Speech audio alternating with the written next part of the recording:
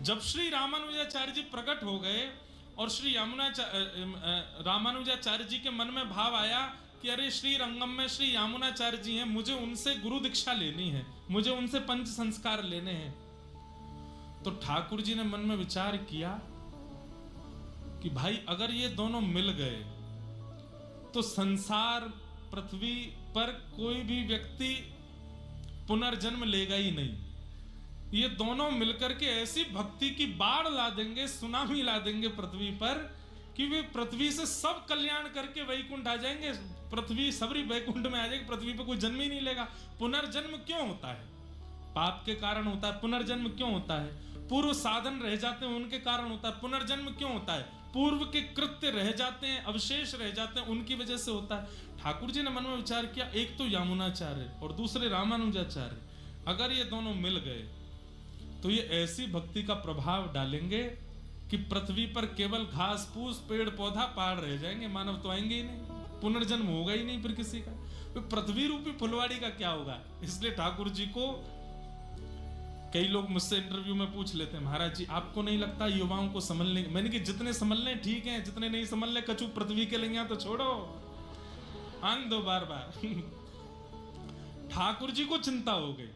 बताओ, कभी आपने सुना होगा कि फलाने व्यक्ति ने उन दोनों को मिलने नहीं दिया, फलानी स्त्री ने उन दोनों को मिलने नहीं दिया, उनकी बुआ नहीं मिलने दी, उनको ये नहीं। यहां तो ठाकुर जी ने नहीं मिलने दिए, यामुनाचार्य जी और श्री रामानुजाचार्य जी। प्रसंग तो बाद में आना है, लेकिन मैं अभी सुना देता हूं। यामुनाचार्य जी का प्रसंग है। जब श्री रामानुजाचार्य जी प्रकट हो गए और प्रकट होकर के श्री कांचीपुरम में रामानुजाचार्य जी निवास करते थे, तो यामुनाचार्य जी के मन में आया कि अब मैं वयोवृद्ध हो गया हूं, अब जाने से पहले इस श्री परंपरा को किसको सौंप के जाऊं जो इस परंपरा को आगे तक लेकर के जाए। अनेक शिष्यों पर दृष्टि डाली पर उनको कोई ऐसा योग्य दिख नहीं रहा था। तभी उन्होंने चर्चा सुनी, कांचीपुरम में वरदराज भगवान की सेवा करते हैं श्री रामानुजाचार्य जी। अभी ये बीच में मैं थोड़ा बहुत आगे चला गया हूं, रामानुजाचार्य जी के जन्म का भी प्रसंग नहीं आया, क्योंकि यामुनाचार्य जी हैं इसलिए मैं बोल रहा हूं। तो यामुनाचार्य जी कांचीपुरम गए और वहां श्री वरदराज भगवान का दर्शन किया। हमारे श्री वरदराज भगवान, वहां दो वरदराज भगवान हैं। एक वरदराज भगवान के तो दर्शन आप सब लोगों को हो जाएंगे, पर एक वरदराज भगवान है, वो जलाशय के अंदर रहते हैं। वो 40 साल में एक बार बाहर लाए जाते हैं। अभी संभवतः 3-4 वर्ष पहले ठाकुर जी बाहर पधारे थे और हमारे श्री मलुकपीठ वाले महाराज जी वहां दर्शन करने भी गए थे। अब वो 40 साल बाद ही आएंगे बाहर। हम सब तो 80 के आसपास के आ जाएंगे, तब तक बचेंगे भी कि नहीं पता नहीं। महाराज जी तो दर्शन कर आए एक बार। हमने कही महाराज जी हमको भी ले चलते संग में। वरदराज भगवान वो जलाशय में ही विराजते हैं। 40 साल जाने कि तुम कोई महीने आते हैं, उतने साल बाद तभी वो बाहर आते हैं।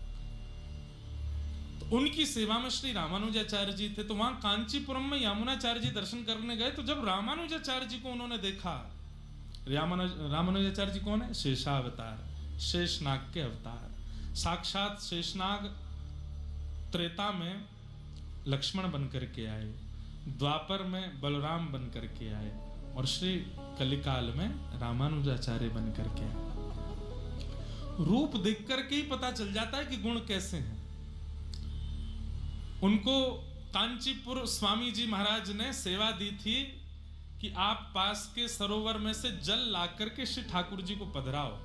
तो रामानुजाचार्य जी नित्य जाते थे, जल लेकर के अपने कंधे पर रख कर लाते थे। तो जैसे ही यामुनाचार्य जी ने उनका रूप देखा और सेवा के प्रति जो लगन देखी, वो सब देख करके वे आनंदित हो गए। बोले ये है अधिकारी इस परंपरा को आगे ले जाने का। दर्शन करके आप चले गए। अब आप चिंता कर रहे थे कि किसको दें ये पदवी। तब किसी ने रामानुजाचार्य जी का नाम बोला, तो उन्होंने कहा रामानुजाचार्य जी को श्रीरंगम बुलवाओ।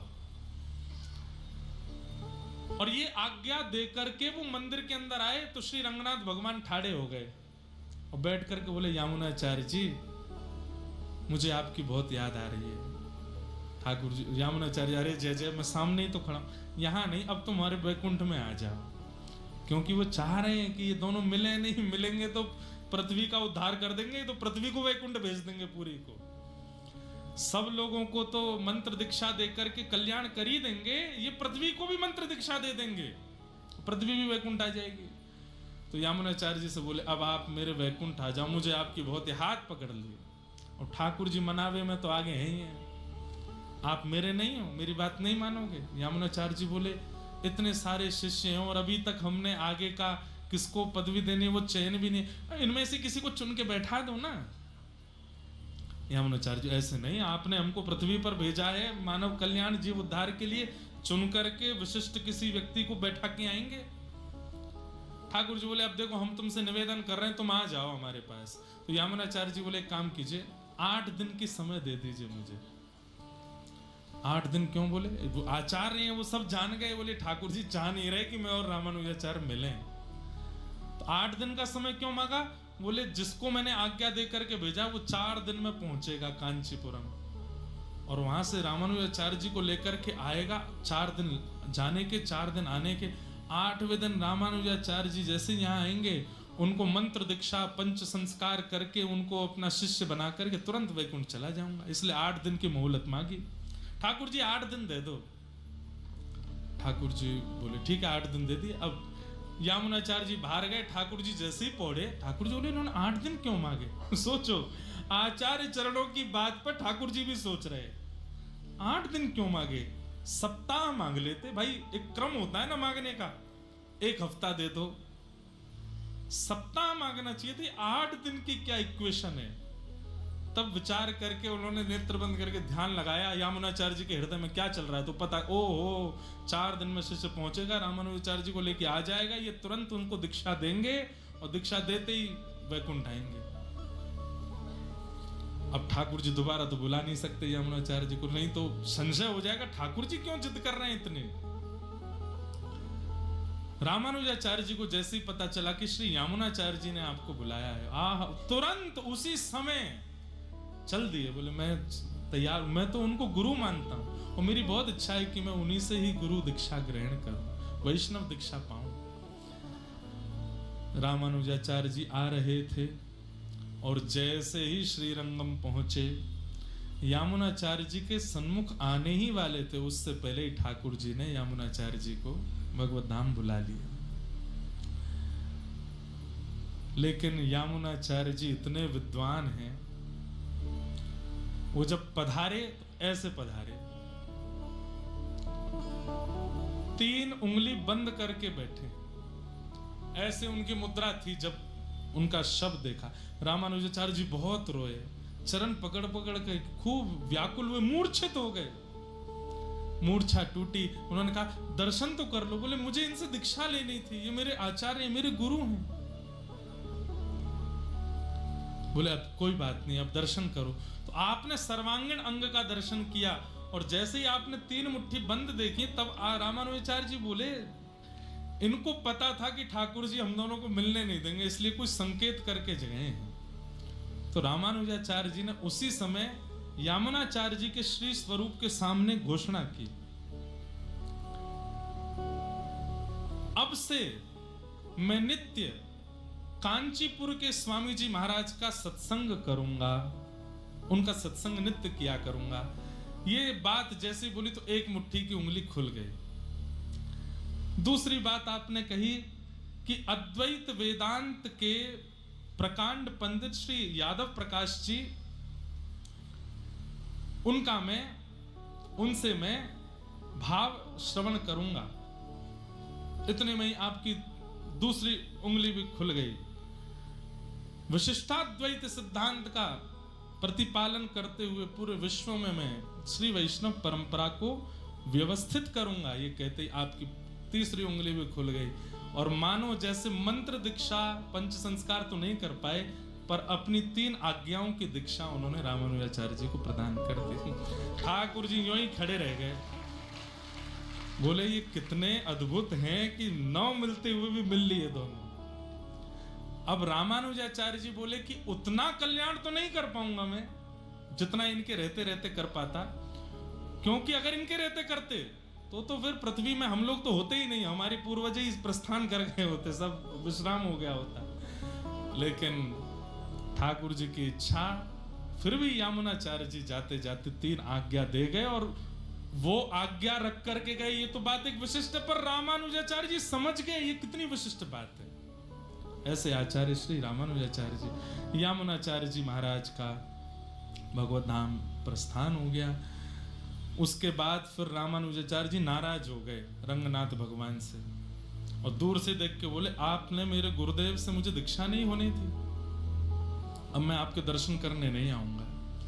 ठाकुर जी बोले, रामानुज तुम कैसे समझोगे, आपकी आज्ञा से ही तो आए हैं हम लोग आचार्य रूप धारण करके मानव कल्याण, फिर भी आप हमको मिलने नहीं दिए। ठाकुर जी बोले, तुम दोनों मिलते तो फिर सबका कल्याण हो जाता, ये संसार प्रकृति आगे कैसे बढ़ती, इस पृथ्वी का चलायमान होना भी तो आवश्यक है, इसलिए मिलन नहीं होने दिया। रंगनाथ भगवान से बोले, आपने मेरे गुरुदेव से मिलने नहीं दिया, मैं अब आपको नहीं देखूंगा, चले गए वहां से। ठाकुर जी बोले, आज यामुनाचार्य जी गए, शोक का दिन है और शोक के अवसर पर रामानुजाचार्य आए हैं, मैं अभी बाहर आकर के वो सब भाव प्रकट नहीं करूंगा, मैं तो तब रामानुज को मिलूंगा जब आनंद का उत्सव हो रहा हो। अभी रामानुजाचार्य जी के शोक है, इसलिए अभी रूठ के चले गए, कोई बात नहीं, हम मना लेंगे बाद में। रामानुजाचार्य जी वहां से वापस आए और फिर यामुनाचार्य जी के ही 5 शिष्यों से रामानुजाचार्य जी ने अपने संपूर्ण सिद्धांत को ग्रहण किया। अब संन्यास ग्रहण करते अब इनकी याद किसको आने लगी, रंगनाथ भगवान को। श्री रंगम में रंगनाथ भगवान, यामुनाचार्य जी के जाने के बाद रंगनाथ मंदिर की गादी सूनी पड़ी थी, सबने जाकर के प्रार्थना की, बोलो भगवान यामुनाचार्य जी के आसन पर किसी को तो बैठाइए। तब रंगनाथ भगवान बोले, एक ही है अधिकारी। बोले कौन? कांचीपुरम में विराजमान श्री रामानुजाचार्य। पर वो तो आएंगे नहीं, वो तो आपसे नाराज बैठे हैं। बोले वो नहीं आएंगे, पर जिनकी उन्होंने आज तक सेवा की है वरदराज भगवान। अब देखो ठाकुर जी का कौतुक देखो, हम लोग उत्तर भारतीय हैं ना, इसलिए हमको दक्षिण भाव थोड़े कम समझ में आते हैं। एक प्रकार से ये समझ लो, राधा रमन जी किसी को बुलाना चाहते हैं, लेकिन यूं कह रहे हैं वो मोते नाराज बैठो है, अगर राधा वल्लभ जी आज्ञा कर देंगे तो आ जाएगा, तो जाओ राधा वल्लभ जी को मनाओ, राधा वल्लभ जी आज्ञा करके उसको मेरे पास भेजें। तो ऐसे ही किया। रंगनाथ भगवान कह रहे हैं वो जिनकी सेवा करते हैं वरदराज नारायण भगवान, अगर वो आज्ञा कर देंगे रामानुजाचार्य जी को कि तुम जाओ और जाकर के रंगनाथ में गद्दी संभालो, तो उनको आना पड़ेगा। तो बोले वो कैसे होगा? बोले वरदराज भगवान को संगीत बहुत प्रिय है और श्री वरदराज भगवान के सामने आप लोग यामुनाचार्य जी के पुत्र जो कि संगीत के विशारद हैं, संगीत में बहुत अच्छे हो चुके हैं, उनका नाम था श्री वररंग जी, यामुनाचार्य जी के पुत्र, इनको भेजो और ये जाकर के श्री वरदराज भगवान के सामने सुंदर स्वर लहरियों में जब गाएंगे तो वरदराज भगवान इनसे कहेंगे वरदान मांगो, हम तुमसे बहुत प्रसन्न है। तो ये वरदान में रामानुजाचार्य जी को ले आएंगे। ठाकुर जी योजना बना रहे हैं, ठाकुर जी ही देने वाले हैं। कैसी विचित्रता है ठाकुर जी की लीला। वररंग जी से कहा कि आप जाइए और कांचीपुरम में श्री वरदराज भगवान से रामानुजाचार्य जी को लेकर के आइए। वररंग जी जब आए तो रामानुजाचार्य जी ने उनका सत्कार किया, यामुनाचार्य जी के पुत्र हैं, आइए पधारिए। कैसे आए? बोले वरदराज भगवान के सामने राग सेवा करनी है और आप उनके सामने बैठकर के राग सेवा करने लगे, गाने लगे भाव। अब भाव तो उन्होंने कुछ तमिल में गाया होगा, लेकिन हम पद गा देते हैं। कोदार जग माही ऐसो, कोदार जग माही ऐसो, कोदार जग माही ऐसो, कोदार। सब लोग गाओ।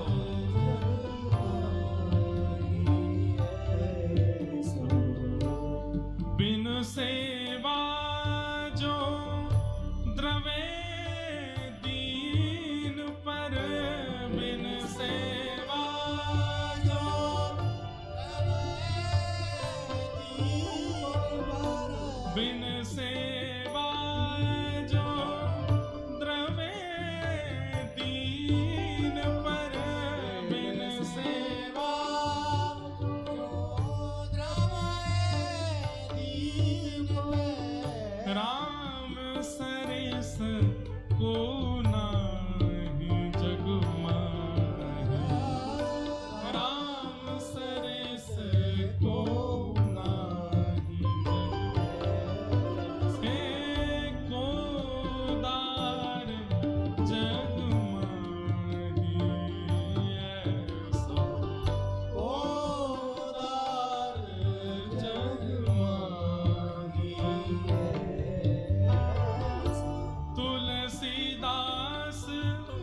सब भांति सकल सुख, तुलसीदास सब भांति सकल सुख, तुलसीदास सब भांति सकल सुख, तुलसीदास सब भांति सकल सुख, जो चाहसी मन मेरो मेरो, जो चाहसी मन मेरो,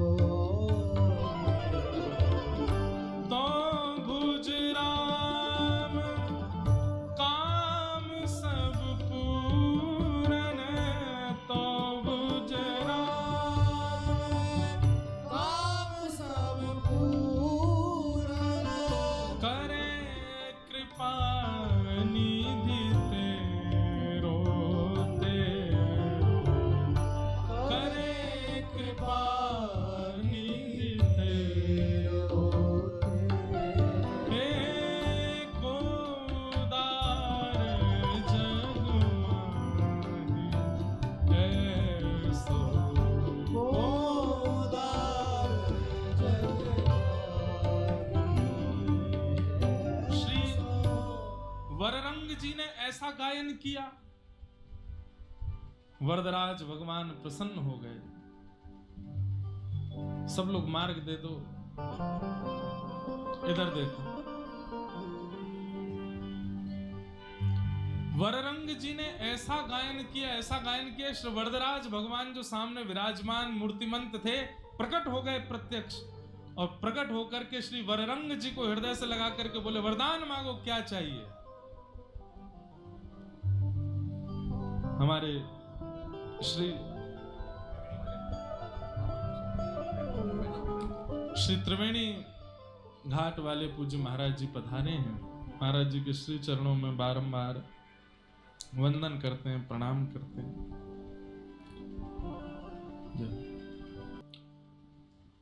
बोलो राजा रामचंद्र भगवान की। कहाँ चल रही थी कथा?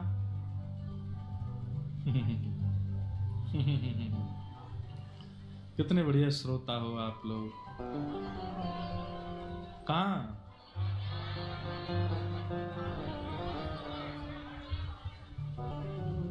श्री वररंग जी वरदराज भगवान के सामने पद गा रहे हैं, और जैसे ही पद गाया तो श्री ठाकुर जी प्रकट हो गए। प्रकट होकर के इतने आनंदित हो गए, इतने आनंदित हो गए। श्री वररंग जी को कहा, आप यामुनाचार्य जी के पुत्र हैं, क्या सुंदर कंठ है, आपने कितना सुंदर गाया, वरदान मांगिए, क्या चाहिए। श्री वररंग जी ने अपनी झोली फैला करके कहा कि आचार्य चरण श्री रामानुजाचार्य जी को हमें दे दीजिए, हम श्री रंगनाथ ले जाना चाहते हैं आपको। तो श्री वरदराज भगवान थोड़े तो भावुक हो गए। तो वररंग जी बोले, मैं आपकी लीला नहीं समझ पाता ठाकुर जी, आप ही वहां बैठे हो, आप ही यहां बैठे हो, आप भावुक क्यों हो रहे हो, ये वहां जाके आपकी सेवा करेंगे। बोले, हम हैं एक ही रूप है हमारा, पर यहां आचार्य चरण हमको विराजमान करते हैं तो उनके भाव से हम सुख लेना प्रारंभ कर देते हैं। लेकिन आपने मांगा है तो हम कहेंगे, और आपने रामानुजाचार्य जी से कहा कि हे श्री रामानुज, आप अब रंगनाथ पधारो। अब श्रीरंगम जाकर के वहां विराजमान होइए और श्री रंगनाथ मेरे स्वरूप का कैंकर कीजिए। तब आचार्य चरण बोले, देखिए हैं तो हम उनसे नाराज, पर आप आज्ञा कर रहे हैं तो हम जरूर जाएंगे। और श्री रामानुजाचार्य जी महाराज अब श्रीरंगम के लिए प्रस्थान किए। असंख्य वैष्णवों की टोली साथ में चल रही है, सब नाच रहे हैं, गा रहे हैं, आनंद कर रहे हैं। और तो और कौन आनंद करे, साक्षात रंगनाथ भगवान आनंद कर रहे हैं। यहां ठाकुर जी श्री रंगनाथ भगवान अपने आचार्यों को कह रहे हैं, जैसे घर में कोई आते हैं तो घर का एक व्यक्ति, वो उसका काम ही यही है, वो करते कुछ नहीं है, बस बताते रहेंगे, यहाँ पे फूल लगा दो, यहाँ पे सोफा लगा दो। सो ठाकुर जी क्या करते हैं, पूरे दिन श्री रंगनाथ भगवान जिन जिन को उनका अनुभव होता, सबको नहीं होता उनका अनुभव, जिन जिन को ठाकुर जी अपना अनुभव कराते हैं उनसे जाके कहते हैं, सुनो तुमने चौक पुराया कि नहीं? अरे रामानुजाचार्य जी आ रहे हैं, चौक जाकर के सुंदर सजा दो। कोई पुष्प माली से कहते हैं, अरे तुम वहां वाटिका में जाना, वहां बड़े अच्छे अच्छे पुष्प हैं, वो पुष्प लेकर के आना। पुष्प माली बोला, वो वाटिका का आदमी बहुत क्रोधी है, अपने पुष्प लेने नहीं देता। ठाकुर जी बोले, चिंता नहीं करो, हम उसकी मति बदल देंगे, रामानुजाचार्य जी आ रहे हैं, सुंदर सुगंधी वाले पुष्प लेकर के आओ। हलवाइयों से जाकर के श्री ठाकुर जी स्वयं व्यवस्था देख रहे हैं, क्यों? रामानुजाचार्य जी पधार रहे हैं। भैया ठाकुर जी के लिए तो सुना होगा कि ठाकुर जी घर आ रहे हैं तो घर की व्यवस्था विदुर जी कर रहे हैं, विदुरानी कर रही हैं, सब कर रहे हैं। पर आज श्री रंगनाथ भगवान स्वयं पूरी नगरी को सजवा रहे हैं, क्यों? मेरे रामानुज आ रहे हैं, मेरे अति प्रिय आचार्य आ रहे हैं।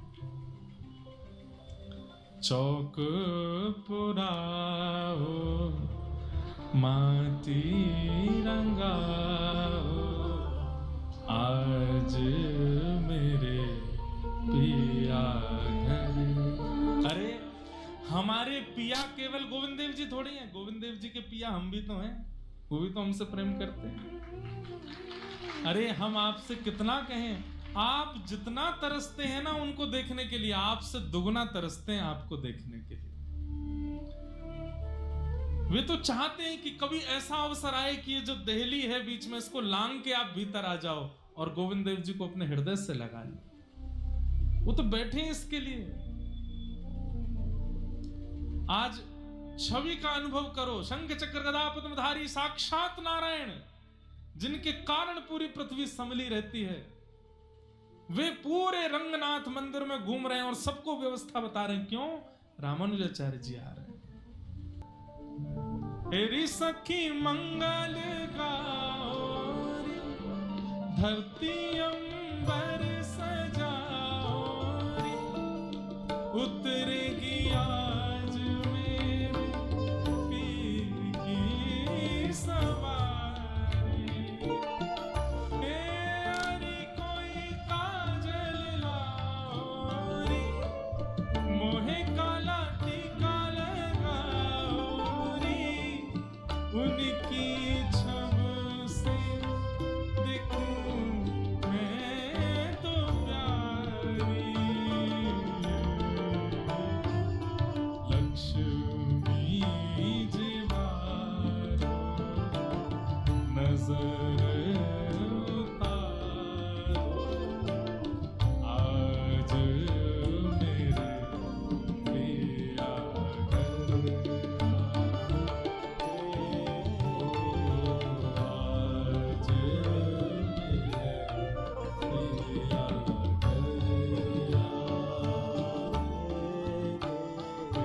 चौक पुराओ माटी रंगाओ, आज मेरे पिया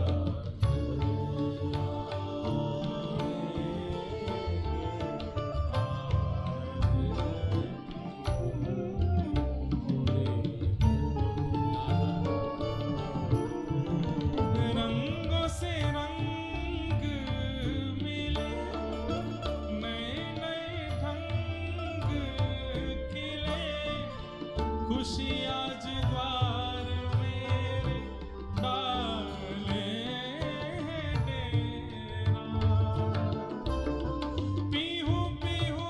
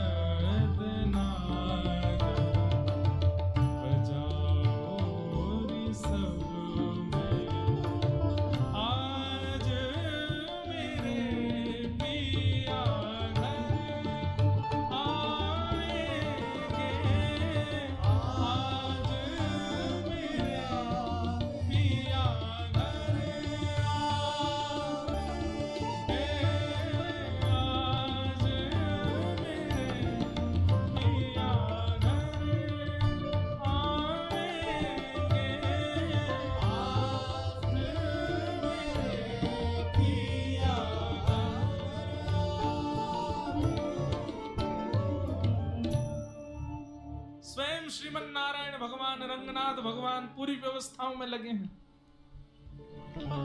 आचार्य चरणों को बुला करके कह रहे हैं, अरे द्वार पर जाओ, मुझे पालकी की सुगंधी आ रही है, मुझे ढोल नगाड़ों की आवाज आ रही है, रामानुजाचार्य जी आने वाले हैं। सब व्यवस्थाएं करा दी, स्वयं बैठे गर्भगृह में। लेकिन जैसे ही आचार्य चरण द्वार पर आए, ठाकुर जी रोक नहीं पाए स्वयं को और दौड़ करके गए और 7वीं दोहरी पर जाकर के श्री रामानुजाचार्य जी को श्रीमन नारायण भगवान ने अपने अंक से भर लिया। रामानुजाचार्य जी के नेत्र सजल हैं, या ठाकुर जी के नेत्र सजल हैं। रामानुजाचार्य जी उदास होकर के गए हैं तो ठाकुर जी मानो मना रहे हैं, अब तो आप नाराज नहीं है ना मुझसे। वो मुझे करना था, मैं चाहता था कि आप और रामानुजाचार्य जी मिलें, मुझे तो सुख मिलता, लेकिन अब आप नाराज मत होइए और कैंकर्य में पधारिए। सबको दर्शन नहीं हो रहा है इस स्थिति का, कुछ लोगों को दर्शन हो रहा है और उनके नेत्रों से आंसू गिर रहे हैं। बाकी सब सोच रहे हैं ये रो क्यों रहे हैं और ये रामानुजाचार्य जी किसको हृदय से लगा रहे हैं। तो साक्षात नारायण खड़े हैं सामने स्वागत के लिए और हाथ पकड़ करके श्री रंगम में रामानुजाचार्य जी का स्वयं नारायण स्वागत करते हैं, उन्हें आसन अभिषिक्त करते हैं। बोलो श्री रंगनाथ भगवान